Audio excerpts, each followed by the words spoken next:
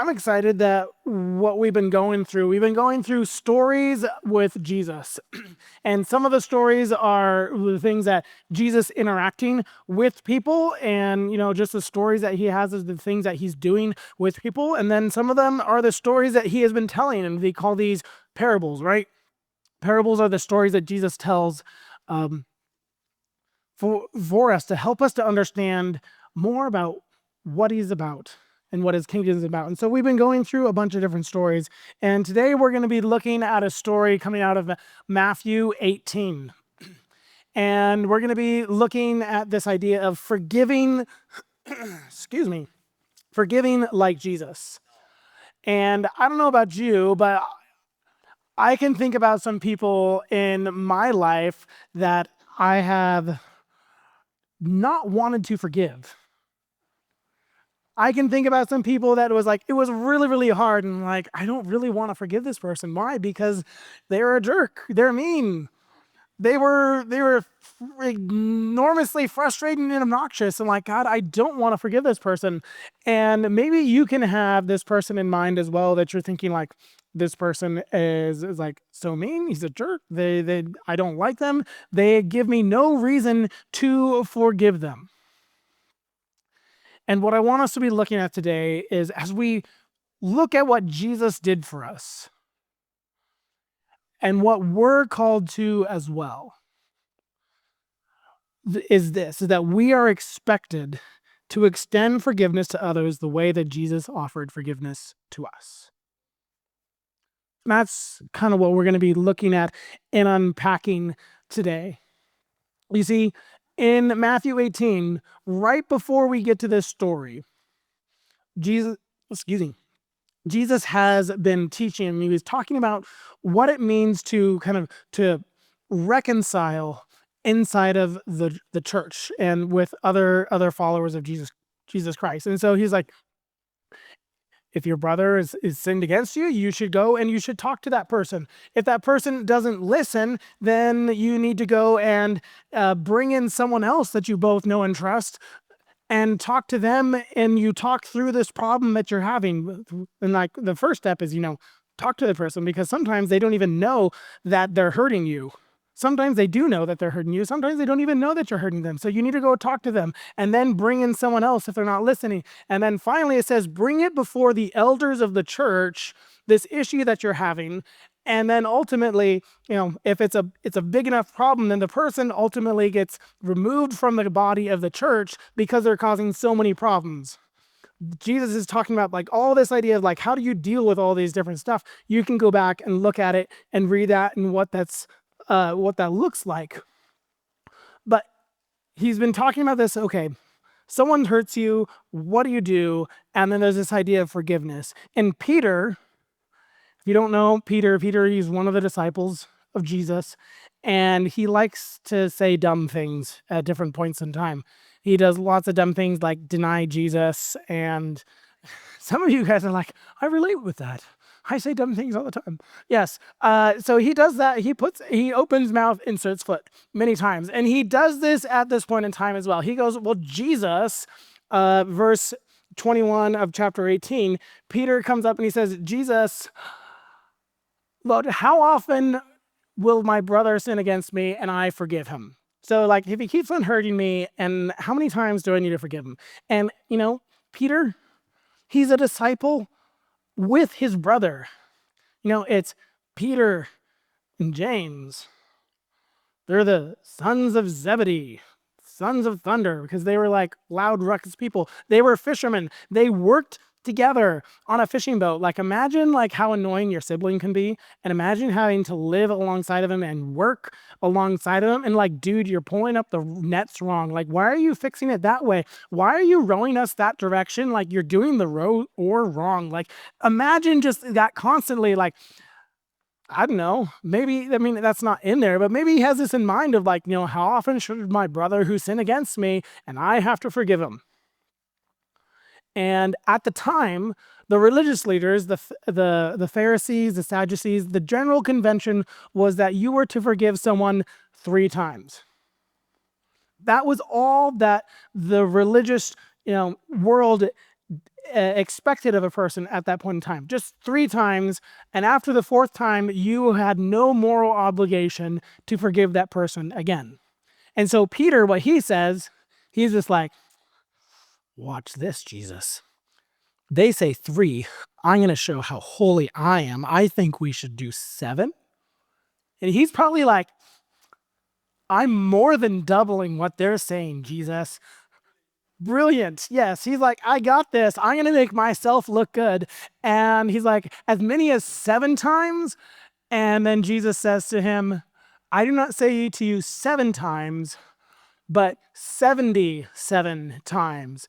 Some people who translate this, they look at it and it says, well, it could be 70 times 7, which those of you who are good at math would come out, oh, that's 490. And some of you are like, that's not me. I'm not good at math. And so the point isn't the exact number, because you have this 7 sevens or 77s or 77. This 7 is the number of completion, of whole. And so the picture that Jesus is saying, not just 7 times, but think of like 7 70s or 70 70s and 70s. It's like until it is complete. It's this idea of completion. You're going to forgive until it's complete. You're going to forgive until there's no more forgiveness needed. And sometimes we think like, I don't know if I can forgive this person again. What Jesus is communicating clearly here in this passage is that there is no limit to how often we should extend forgiveness. And maybe you're thinking right now of that person. You go, they're doing it again. They're hurting me again. I don't know if I want to forgive them. And Jesus is telling us that there's no limit to how many times we need to extend forgiveness to that person. Now, when we think about forgiveness, I want us to think about this idea that forgiveness is to kind of release the anger, the bitterness, the hurt, and to hand that over ultimately to God and say, I'm no longer going to hold this against you, but it doesn't necessarily mean that the relationship is going to be restored completely to the way that it was. You see, what God did for us, he is unique in that he is how he is able to forgive because he is God. You see, what God does is he looked at us in our brokenness, in our sin, and he says, I'm going to love you even though you don't deserve forgiveness. I am going to forgive you. I'm going to come into the world. I'm going to be born. I'm going to live a perfect life. I'm going to die on the cross in your place so that you can have forgiveness. You just need to receive the forgiveness. And what it does is it restores the relationship that was broken beforehand so that we as humanity and God could have a relationship again. But not every single person in humanity has a relationship with God. And so when we receive God's forgiveness, the relationship is restored. And unlike us, God's relationship is he be able to make everything perfect because he is the one who's doing it because he is perfect. But the relationships that we have, we're not always able to restore the relationship back the way that it's meant to be. So let me give you an example. If I came over and I handed a friend my wallet and said, hey, here's my wallet, watch it for me.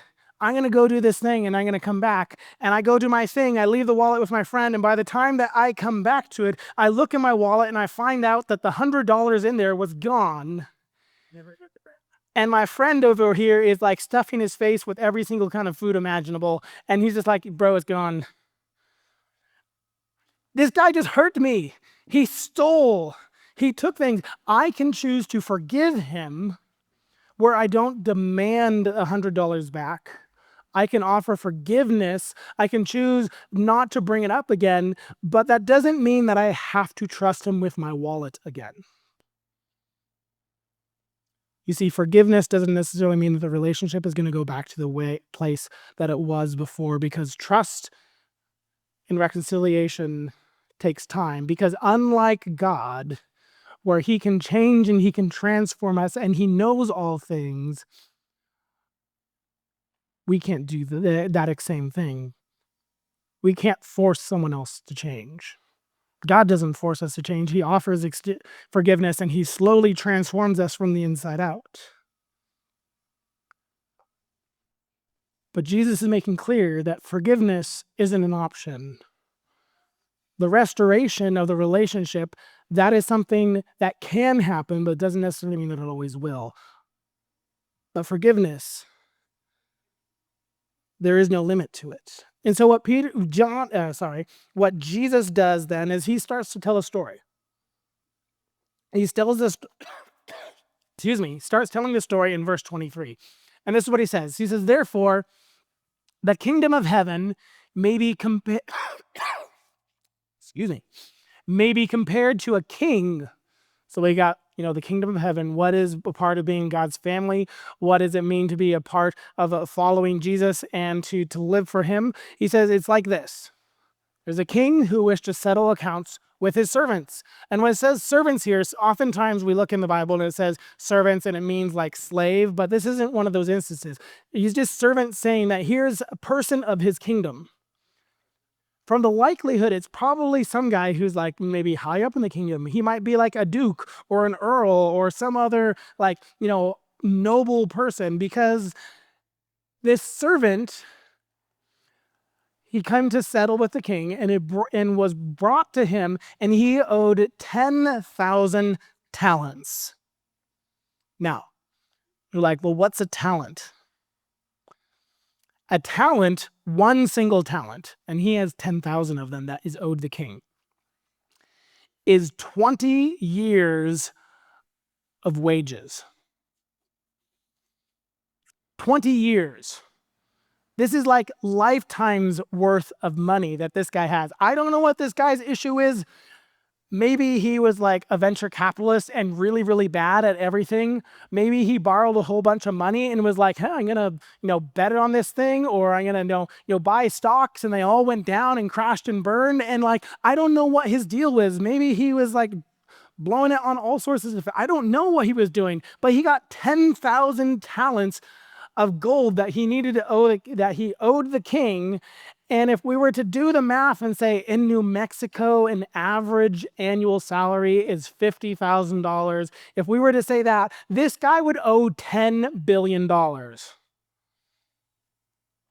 Because a talent is 20 years of work, and he owed 1,000 of them. 1,020 years. $10 billion. It's like an insurmountable amount of money. It's something that more than we can possibly even fathom to understand. Like the difference between $1 million and $1 billion is so crazy, ginormously big. It's like, if I made a stack and like, hey, here's $1 million, and like $1 billion would be like up to the clouds. And that's what this guy owed. He owed the king 10,000 talents, $10 billion. He isn't Elon Musk. There's no way that he's getting this back. He's already jacked up $10 billion in debt. There's no hope for him. And the king is bringing everyone in and saying like, okay, how much do you owe me? And there's this one guy who's like, I owe you $20. And he's like, here you go. We're like, all right, cool, we're good. And he gets to him like, I owe you, the record keeper's gone. And he's just like, well, he owes 1,000 talents. And then the king's just like, how in the world did we get here? And the guy is sitting there sweating up a storm, just like, what in the world am I going to do? The time to pay the piper is finally here. And he says that when he could not pay, and this is like a no duh, he couldn't pay, the master ordered him to be sold with his wife and his children and all that he had, and payment to be made. The king is like, I'm not going to get the 10,000 talents, but I'm going to take you, I'm going to sell you, your wife, your kids, and guess what? Any grandkids you have the house over there, you got the really cool camel and donkey. Guess what? They're being sold too. I'm going to take it all, It's not even close to the 10,000 talents, but I'm going to get what I can from you. The guy know that he's cooked, right? He's gone. He's cooked. But then it says this: the servant fell on his knees, imploring the king, patience with me, and I'll pay you everything. And the king looks at him and says that he has pity, because even if he decided to have patience and maybe give him another year or two, he know that this guy's not going to come up with the money. He could have patience for his lifetime and his children's and his grandchildren's lifetime, and this guy is still not going to have enough time to make the money. And so he looks at him and he sees a broken man who is helpless and hopeless, and he goes, I'm going to forgive you. And the master of the servant released him and forgave him his debt. This is a picture of what Jesus did for us, because our sin is so great. The payment that we deserve for it is death. The payment and punishment for the sin would completely destroy us. And God looks at us and goes, I'm going to have compassion on you to save you from it. I'm going to have pity.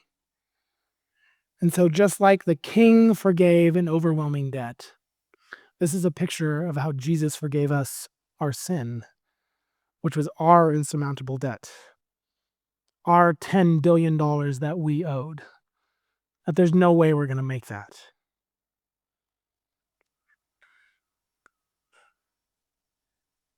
And so the guy gets up and he walks out and he's like, this is amazing. Wouldn't you be excited if all of a sudden you were like, I had $10 billion in debt and now I have nothing? Would you be excited? We would be excited. We were like, oh man, this weight, this burden that was crushing me, that was taking away all my joy, all my hope, and I was staying up late at night thinking about how in the world I'm going to make this work. Guess what? That weight is gone and you're a free person. And he walks out the door. And then verse 28, Jesus continues the story and it says, but when that same servant went out, he found one of his fellow servants who owed him who owed him 100 denarii. A denarii is 1 day's wage. So if we use that same $50,000 in a year, this is like $200, but he owes 100 of them. So $20,000. It's not like a ginormous debt. No, people get more than that to get a car, right? But he goes and he finds this guy who has $20,000 that he owes him, roughly equivalent to the same, and he seizes him, begins to choke him, and saying, pay what you owe. What problem do you see here? It's all fine. Here's a guy who just got $10 billion forgiven. He turns around, walks over, finds the guys who owes him 20,000, grabs him, seizes, chokes him, and say, pay me what you owe. Hopefully you see a problem. And then the servant falls to his knees and pleaded with him, just like he did moments ago to the king, and says, have patience with me, and I will pay you. But here's the difference.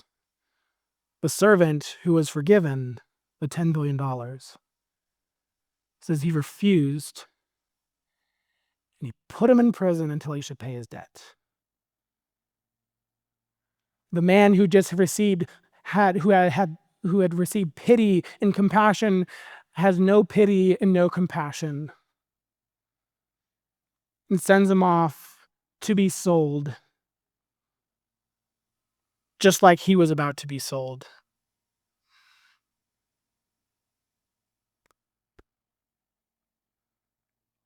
He couldn't be bothered to forgive such a small debt in comparison. He had no compassion. He had no pity. And as we think about this and we think about the connection that Jesus is making to ourselves, and he's saying that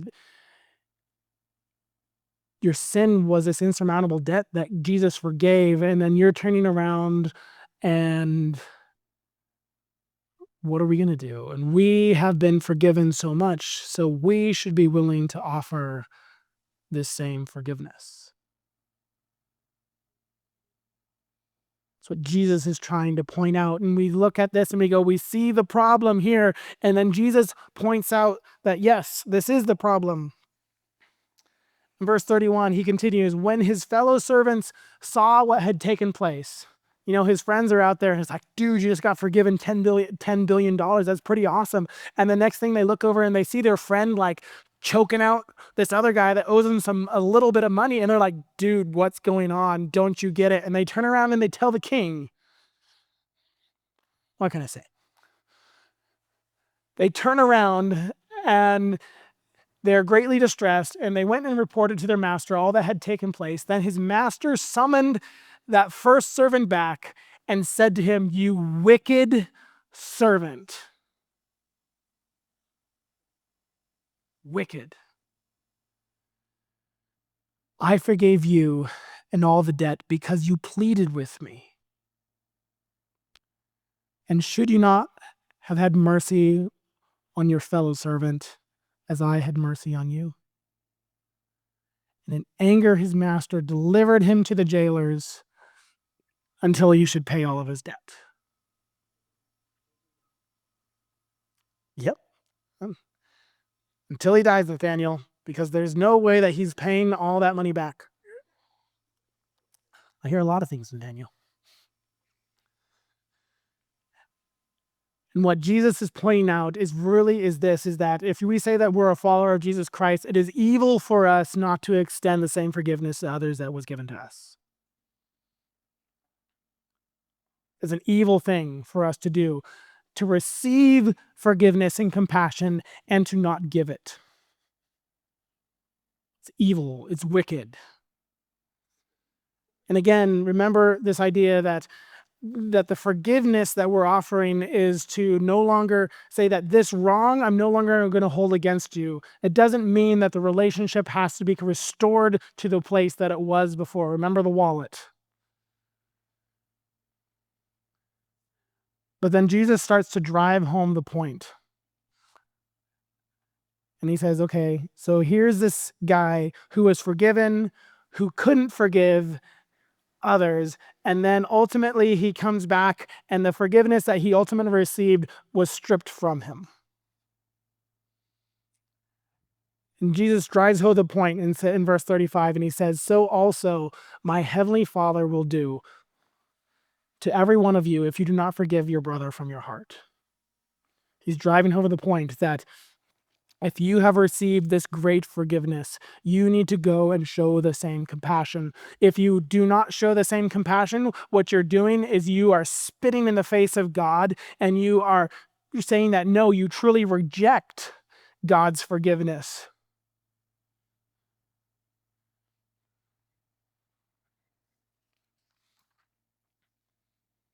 You see, genuine forgiveness is expected from every follower of Jesus. We're to reflect his character and his willingness to forgive. You see, Jesus is like that king who has pity, who has compassion, who offers forgiveness, who gives grace, who loves so very much. Because that's part of who he is. That's his character. And when we say, I follow Jesus, you are taking his character and you need to let his character shine through you. If he's going to be compassionate, I'm going to be compassionate. If he offers forgiveness, I offer forgiveness. We reflect the character of God if we say that we follow him. And so ultimately, as we think about this, and getting back to Peter a little bit, Peter comes in, he thinks he's so smart. I'm going to forgive him 7 times. Jesus is like, no, not. The religious leaders are wrong at 3. And Peter, guess what? You've more than doubled it and you're still wrong. You're not even close. It should be 7 70s. 77s. It's an unlimited amount because Jesus offered forgiveness to each and every single one of us. And you're thinking maybe about that person that goes, well, they don't deserve it. Yeah, they don't. Neither do you. You don't deserve it. And when you think about that person in your mind that you're going, oh, I really don't want to forget them. Well, imagine this. Think of the worst possible person in history. Some of you guys have taken world history, some of you guys American history. Like, we have people who are terrible, terrible people all throughout history. No matter where you go and where you look, you're going to find evil, horrific, terrible people. Right? We're going to find them. Think of that person. Jesus offered forgiveness to that person. They may have not taken Jesus up on his offer of forgiveness. They may have rejected Jesus, rejected his forgiveness, but the forgiveness and that offer was made. If God can have compassion on the worst possible person in all of history, can't we have some compassion on that person that hurt us? If we look at our lives and know that there's going to be some names or faces that pop into your brain, because it does for me, of that person that was hard to forgive, of that situation that hurt so much.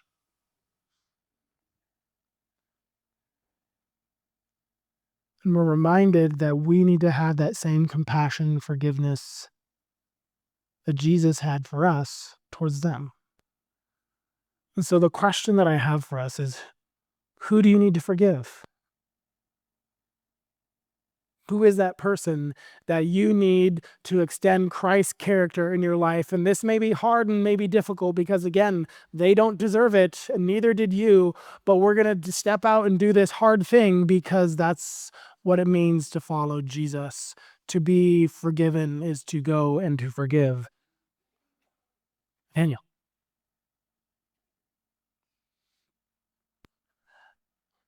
Who do we need to forgive? Or are you going to be selfish and greedy like that servant was by demanding from others what God does not expect from you? Are we going to change? Are we going to be transformed? Are we going to offer forgiveness? And so in a moment, we're going to head to our groups and we get to kind of dive into this and talk about this. And you guys if you have questions on what it means to live out forgiveness and to ask forgiveness or offer forgiveness, even when the person, is so hurtful and doesn't want to change, and we're going to be able to dive into it more. But I want you to think, how do I live out this idea of forgiveness?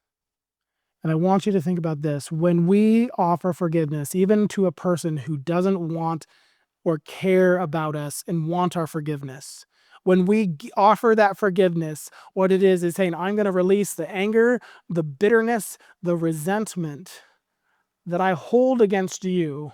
I'm going to hand it over to God, and I'm going to go walk away as a free person, not bound by the hurt anymore. Doesn't matter if you want it, but it helps us when we offer it. Again, the relationship doesn't have to come back to be, the way that it was before. Reconciliation doesn't always happen, but forgiveness should always happen. And that's for us to hand these things over to God, to let Him be in control of it, and to walk away free from anger, from bitterness, and resentment. Maybe you've been holding on to that towards a friend, former friend, an enemy. But who do we need to forgive? And forgive like Jesus. Let me pray for us. Father, I thank you so much for today. And as we look at this story that you tell to help us understand how much you forgive us, help us to see how we need to forgive others. I know this is hard. because there's some people who do some horrific things and hurt us so badly. God, help us to release that and hand that over to you and walk away free, knowing that we have forgiven as you have forgiven us. In the name of Jesus, I pray. Amen.